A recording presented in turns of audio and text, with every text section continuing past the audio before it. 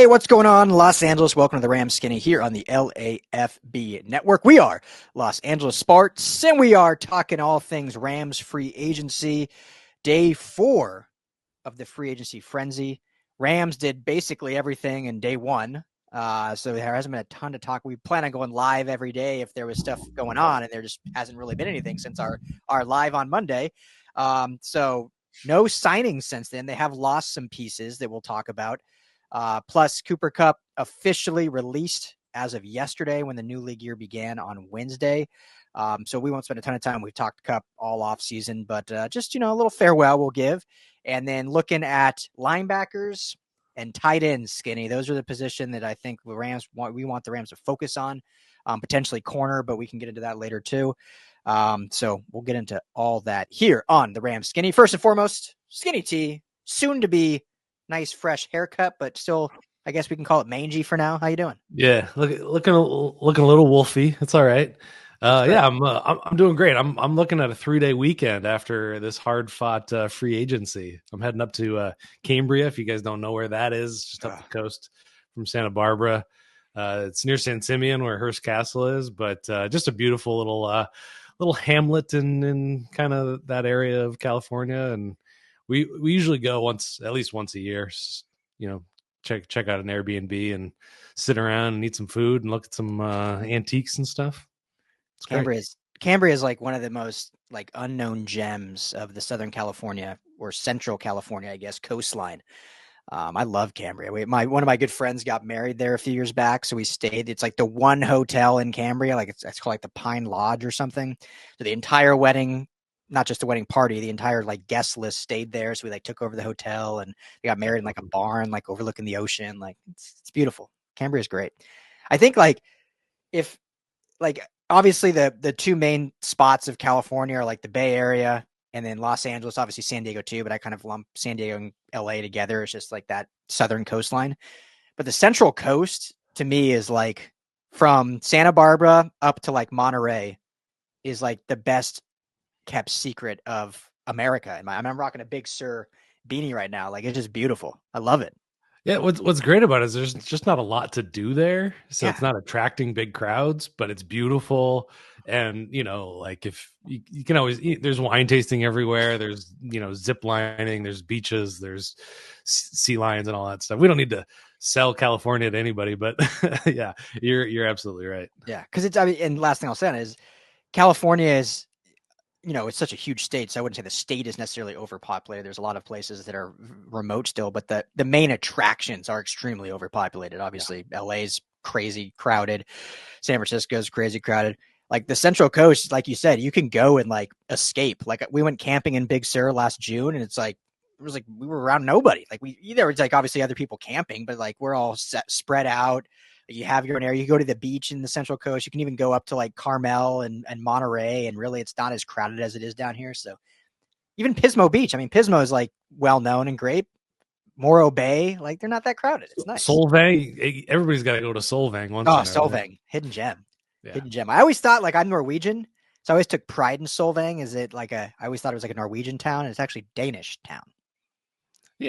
We're all Vikings. Yeah, I know, but it's funny because I was there and they sell like Norwegian like paraphernalia. Like I bought like a Norwegian mug, and I'm like, what are they doing? This is a Danish town. So, but anyway, yeah. So nice rainy day here in SoCal as we wrap up the free agency frenzy. Obviously, still a lot of players out there and moves to get to, and we'll talk some linebackers and whatnot, who they can maybe target because that is certainly a position of need. As of now, Omar Spates is the only backer on the roster, but we'll get to that in just a second. Show is always brought to you by our friends at BetOnline. Head to betonline.ag today. All the best money lines, game spreads. I say it every time. I don't need to keep telling you guys. You got to just go to BetOnline, wager some money. Hopefully you win some with Tokyo series. Me and Skinny was talking about, are we waking up at 3 a.m. next week watching the Dodgers and Cubs in Tokyo? We might do a little slumber party maybe. As Dodger baseball's back, Lakers, Kings, all those sports going on, plus obviously the NFL draft. They got plenty of props on for that. Plus you can bet on what we're going to talk about right now, Cooper Kupp's next team. Where is he going to end up? You can actually bet on that if you want to, if it's not too painful yet of where he lands. All that can be done at betonline.ag. Tell them the guys at the LAFB network sent you. So let's start with that, Skinny. Cooper Kupp officially gone. gives a little farewell on social media, lists his kind of 3 top teams, which I'll let you talk about. But those 3 top teams seem to be the Seahawks, yuck, the Patriots, and the Broncos. I think the latter two, no Rams fans would really care that much about since they're in the AFC. Yeah, just your thoughts on, officially this now moving on past the Cooper Kupp era. Yeah, there's one big thought, which is he was transformative for the Rams offense. When McVay came in, he drafted Gerald Everett and then Cooper Kupp. They were going to run a bunch of 12 personnel. I've told the story before, but then they find out what exactly they have in Cooper Kupp and just build everything around him, essentially for that offense. So transformative for the offense, which means this offense could look a lot different than what we're used to seeing over the last, how many, 8 years I think we're on now. So that's pretty great. That's pretty incredible. $15 million off the cap, which covers Davante Adams plus an extra $1 million.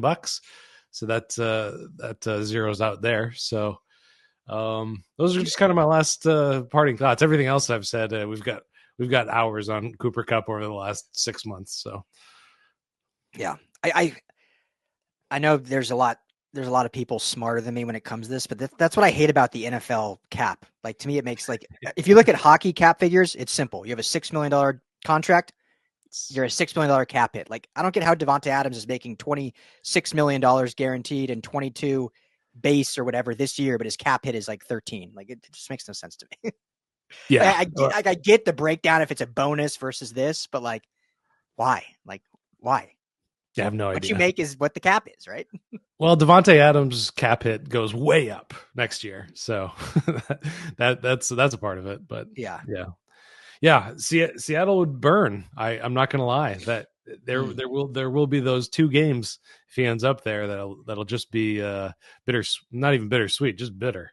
Yeah, and Seattle needs receivers. I mean, they released long time Tyler Lockett. Thank you, Tyler Lockett, and obviously traded DK Metcalf to the Steelers. So they got Jackson Smith and Jigba and, Jake Bobo, for former UCLA Bruin, and they need receivers. But yeah, that'd just be painful. And it's sad to say, because I never like to speculate what happens behind closed doors, but from just the surface, it appears like it ended kind of not great. I don't want to say it ended horribly, but appears to be it ended a little prickly. And so it wouldn't shock me if he's like, yeah, I'm going to a division rival just to show you I still got it. Like, I want to see you twice a year and prove that, yeah, you made a mistake by just not even negotiating with me, essentially. Would it be worse if it was the 49ers, or is it just as bad? It would be worse. Okay. It'd be worse. To me, I think. I don't know how many Rams fans. Comment below, Rams fans, if you're on YouTube, if it would be worse if it was the Niners or if it's just equally as bad as Seahawks. Seahawks are definitely worse than, like, the Cardinals, I would say. Sure. And they would still be bad, but I think the Niners would be the worst. Absolutely. Yeah. I wonder if any Rams fans would care if he goes to the Chargers at all. I think they'd probably root for it, keep him around. He's still in LA. He can, still be seen around, and all his charities that he's involved in, him and his wife. So yeah, I would think there'd be no issue with going to the Chargers. And then Broncos and Patriots again, AFC. I don't think anyone would really care. Yeah, not at all. I want good things for him. I want him to land in a nice spot. I hope he goes and has like a good finish his career. Like we talked about a few weeks ago, like receiver is a position that just drastically fall off. Like it is rare that a receiver goes off on top. We'll see what Adams looks like this year. But I think we were talking about, like, the only one we can really think of, like off the top of our heads, was like Calvin Johnson. Like when you think of Julio Jones, Dez Bryant, like all these guys, they were just like great and then just like gone. Yeah. So it was looking like Cooper Kupp's heading that way. I hope he can like rekindle some magic and have another good year or two. But obviously the Rams didn't think he would, which is why they moved on. So yeah, they moved on because he can no longer facilitate what they want to do on offense, and it I've said it since we found out it's the right move for the team. Yeah. Yep. And so we'll see what Adams, and obviously Sean McVay fired up to get Adams. You just wrote a piece about how it all went down, how McVay convinced Adams when he was in Japan and they met at horse racing, and McVay sent over film of what he wants to do with them. So, just an international salesman, McVay is. Yeah. There's got to be some tampering rules that he's tiptoeing on, but hey, I always love. I ain't telling nobody. I always love like now that there's like everyone and their mom has a podcast. Obviously, look at us, but like all the players have podcasts, and I just love how like they'll just divulge everything, and I'm like, you could get someone in trouble. Like Puka Nacua talking about on Amon-Ra St. Brown's podcast just the other day, and he's talking about things, and I'm like, that could probably be seen as tampering if someone really wanted to. Like, so I'm not sure. Someone's gonna get in trouble for these podcasts. I think these players. Who knows all the rules? But all right. So you want to start with linebackers? Yeah. Roll through those quickly. The Rams currently, I mean, I think they might have one or two other guys like practice squad guys, but I mean, viable actual starting talent. They got Omar Speights as a linebacker. Christian Roseboom signs with Carolina. Jake Hummel. Where did Hummel sign with? Do you know off the top of your head? Not the Rams. I can't remember. Panthers, maybe something like that. I think Roseboom went to the Panthers. Oh, I don't know. Maybe they both did. So it shows how inconsequential, unfortunately, those moves were. Troy Reeder, still a free agent, not re-signed by the Rams, so it would not shock me at all if they end up bringing him back just with some familiarity. But regardless, the Rams have to do something. You do not want to go into the draft with one linebacker. You just don't. I mean, you don't want to go into the draft. I say it all the time. You don't want to go with major glaring needs. You're always going to have quote unquote needs you want to filter the draft, but it's more you want to be able to build and recycle or revamp through the draft, not like just basically we're drafting for a starter. Like that is not what you want to do. Obviously that guy becomes a starter. Great. That was a great draft pick, but one linebacker. So what do you think they do? I mean, do you think there's a lot out there? I'm not saying there's any like stars left. Thought we talked last episode, the big names, Dre Greenlaw, all these guys have already signed. So they're obviously not going to have to spend big money, I guess, which is good. But there are names out there that can be viable starters for them. Do you think they start or go after one of them, or are they legit going to wait for the draft? I think they got to add one. And, I think they'll probably, just knowing them the way we know them, they don't care about it. Maybe Chris Shula has some more influence now on that. He was a linebackers coach. But I mean, we could be May, June before we see a signing. I mean, I don't know if they necessarily go in with the draft. They're going to, see what they get in those spring practices and then, see who's around, see who wants a couple $1 million. My alarm's going off. But there's some interesting guys in free agency that are still available. The one that's jumping off the board for me right now is Kyzir White. He was a college safety, really swift, speedy guy. But he's 29 years old, played 93% of the snaps last year for the Cardinals, I believe. And, 9 TFLs and, good amount of tackles. So, that's a guy that I would not mind to see on the Rams. What do you think? Yeah, definitely names out. I mean, I put 5 linebackers still available the Rams could target. I won't go into tons of depth, but apparently, Isaiah Simmons is a guy we've talked about, still only 26 years old, obviously has had not the career everyone expected him when he was the 8th overall pick back in 2020. But in 21, he finished with 105 tackles, sack and a half, 4 forced fumbles, an interception. Like the dude has talent. He's kind of that tweener we've talked about, that linebacker safety blend. And I think that's what almost been a detriment. Sometimes your versatility can be a detriment because like teams don't know exactly how to use you. And so they try kind of different variations of what that can look like. And so he never really found his footing in Arizona. Goes to New York. They've been kind of a mess anyway in New York. So hard to blame anyone that it hasn't had success there. So at 26, like I don't see why you don't give this guy a shot. Another name, Willie Gay Jr., 1 year with the Saints.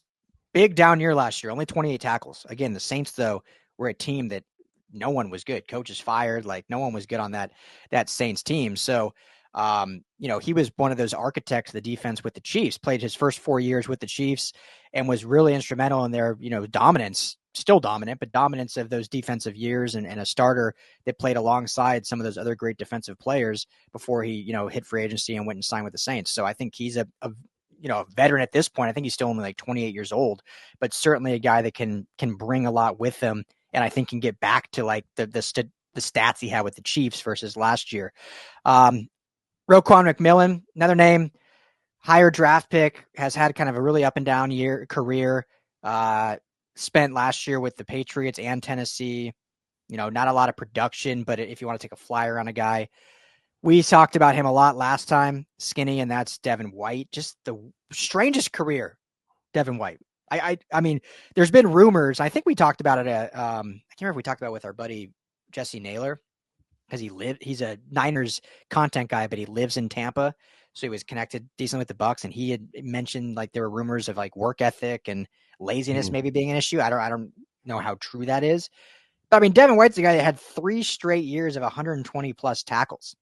I mean, his best season, he had 140 tackles, 9 sacks, a forced fumble, and 2 picks. And then his last season with Tampa, all of a sudden production, they stopped. They did. It wasn't like his production was down. He still had 83 tackles, and then they just like stopped playing him. He ends up going to Philly, never plays a snap in Philly, gets cut, and then signs with the Texans and was there the rest of 23 and then last season, and really was just a non-factor with the Texans. But I mean, he's 27 years old, former 5th overall pick. Again, I don't see why you don't take a flyer on him unless he's doesn't want to play football anymore. But I mean, I think the Rams, as we said many times, like they're the team that if you need a rehabilitation project, like the Rams are where you go. Like they get your career turned around. So that's probably my top choice. I would love to see Devin White given the opportunity. And one I forgot, and I'll just be honest, I just completely forgot that he got cut yesterday when I was making this list. CJ Mosley is available now. Oh, yeah. 32 years old. So how much like run does he really have left? But obviously he would be the biggest name linebacker on the market right now that the Rams could go after and come in and, give him a 1-year contract, maybe a 2-year contract, and could help to not only mentor Omar Spates, but would be a true good starting linebacker. So I don't know if you have anything to add on those. Well, what I like about some of those guys is their coverage ability. And when you think about what they already have on their roster with Spates, he's a run gap guy. He's not a coverage guy necessarily. So pairing him with somebody like Isaiah Simmons or Kaiser White, who have that safety experience, I think that's smart. Another name that I'm thinking, Jerome Baker, played for the Seahawks last year, kind of lost his role to Ernest Jones, 28 years old. He's got good athleticism. He's kind of that coverage guy as well. So that'd be another guy that I think would fit nicely. Yeah, no, I totally agree. So, I mean, they gotta do something. Gotta do something at this point. Like there's gotta be anyone. I mean, at this point, just bring back Troy Rader. You just need another body in the room, and you cannot go into the draft. I'll say it again. You cannot go into the draft with one linebacker on the roster, or at least one starting linebacker on the roster. That would be wild to me. So something will happen. They will sign someone. Question is who. Hopefully one of those 7 guys we listed, make us look good. Let's quickly, we'll keep this short and sweet today. Let's quickly talk tight ends, because I think that's another position that you wanted to talk about. I think that they could be needed. We'll talk corners and stuff next episode and see if anything happens over the weekend.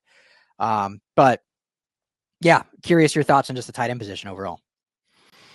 Well, I'm not really shocked that they didn't end up going with one in free agency, just seeing what the top guys ended up going for. Juwan Johnson ended up getting more than Tyler Higbee. He's getting $13 million a year from the Broncos. And then even a guy like, Evan Ingram, sorry. Yeah. Where did Juwan Johnson go? He re-signed with the Saints. He re-signed with the Saints for a big contract. And yeah. And, Evan Ingram coming off an injury, over 30, even he's making more than Tyler Higbee this year. He's making 11 and a half with the Broncos. So just not a lot of good options there. But, you look at Hunter Long's now off the roster. You've got Davis Allen still on his rookie contract, but, and he and Colby Parkinson did not seem to, match what the Rams wanted to do at the position or match what they usually get out from Higbee. So I'm just kind of curious. And, I love some of the guys coming out in the draft. So I guess, looking forward to that is maybe where the Rams are going for. We know that they were going hard for Brock Bowers. Will they trade up this year to go after a guy like Tyler Warren or Colson Loveland, something like that? But even further down, I mean, just looking at Mason Taylor and Elijah Arroyo, kind of maybe first round, second round talents there. At 26, I mean, that's those guys I think are pretty good options. I mean, Elijah Arroyo like really jumped off the page for a lot of people for his performance at the Senior Bowl. I actually haven't checked in on his combine numbers, but I think it was a smart move to sit this one out for the tight ends for the Rams. Yeah. Yeah. I think this draft feels like they're going to tight end at some point. Like they are absolutely, it's been well documented that Sean McVay has been wanting to add a really good tight end to this room. Nothing against Tyler Higbee, but Higbee unfortunately can never like fully stay healthy, it seems like.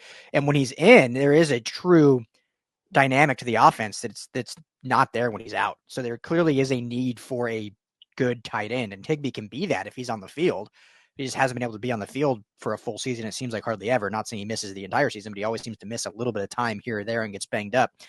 So adding someone that you can groom to become like the next great tight end in this league, I think is a really important thing to this offense and to Sean McVay. So if they did free agency, Tyler Conklin's out there, Jets tight end, 30 years old. I think he was their primary tight end. So at least he brings with him some production and can play both in line and be a receiver tight end. I wouldn't hate bringing Gerald Everett back, honestly. I think if you can get him for super cheap, I think he made like $6 million last year with the Bears. He's 31 now.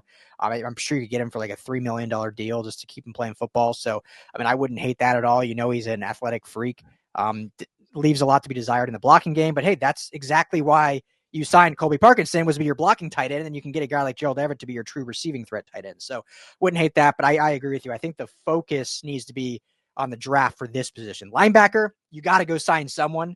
Tight end, I wouldn't be shocked if they sign a guy for cheap, but I think because they still have Higbee, still have Parkinson, still have Davis Allen, they can focus on the draft being where they really build out that spot.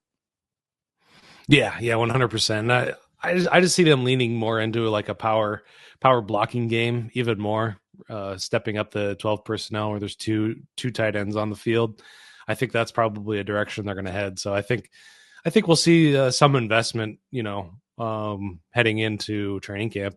They're going to bring on several names. They usually do bring on several tight ends going into camp, just trying guys out. But I mean, they really haven't invested in quite some time. They've tried a lot of tight ends, but I mean, I think Davis Allen is probably their highest draft pick since Everett. Yeah. And tight end's the one position too where, for whatever reason, it's the one position you can find great value later on, and they can actually become like stars. Like when you think of the great tight ends, even looking over history, right? Like Shannon Sharp, 6th round pick. Gronk, what was Gronk, a 3rd round pick or something like that, or 4th round pick? Kittle was a 5th round pick. Kelsey, 2nd or 3rd round pick, I want to say. So you can go down the list, like out, and then all the 1st round picks never seem to really become that elite level, right? Like Noah Fant was a 1st round pick. He's going on to be on his 3rd team, has really not done a whole lot. Evan Ingram was a 1st round pick. He's now on his 3rd or 4th team. There hasn't been that great 1st round. I'm not saying Tyler Warren or Colson Lovin won't be that, but it's the one position you can kind of find value. I mean, Tyler Higbee, 4th round pick. You can find value in those mid rounds, and they can actually become a real important part of the offense just because they do so much. I mean, outside of quarterback, it's the most cerebral position on the football field, which is why tight end coaches have the best path to becoming head coaches. We've talked about that before. So I think there's a lot of value they can find for that position, and it's more so now how they develop it and how they can get the best out of it. Yeah. So we shall see. New tight end coach too. So yeah, that was the one hire I didn't love. I'll be honest. Who'd they end up going with? He was with Seattle last year. Oh, okay. Coached under Grubb, who Grubb is now, gone. He was their OC. I can't even think of his name right now off the top of my head. But we'll see. He could be great. I think he was at Boise State with Grubb. He was at University of Washington with Grubb, and at Seattle. There just hasn't been like anything elite that I've seen developed with him. But we'll see. Obviously, I'll defer to Sean McVay on coaching hires. He seems to always know what he's doing there. So I don't think there should be much worry with coaching hires. Yeah, we'll see. So, all right. Well, anything else to add? We'll keep it short and sweet today. No, I got to get out of here. Yeah, that's right. You got to go get those luscious locks trimmed up. Start my weekend. So, yeah. Well, thanks guys for hanging out with us. As always, Ramley, always appreciate you. Trying to do more and more of these as the offseason ramps up, and with free agency kind of slowing down now, we can really dive into draft content, which I'm really excited about. I think we'll have a lot of fun diving into this draft with the Rams having a lot of picks, having a first round pick for the second year in a row. So a lot to get into. And if anything happens over the weekend, I will perhaps jump on and break that down. But all of our Rams content can be found at LAFBnetwork.com. Rams LAFB is the YouTube channel. Please hit that like and subscribe. And if you're on podcast platform, Rams Skinny is where you can find us on Apple, Spotify, wherever you get your podcasts. For Skinny T, I am Ryan Dowd. Everyone be well, stay dry, have a great weekend. Talk to y'all soon.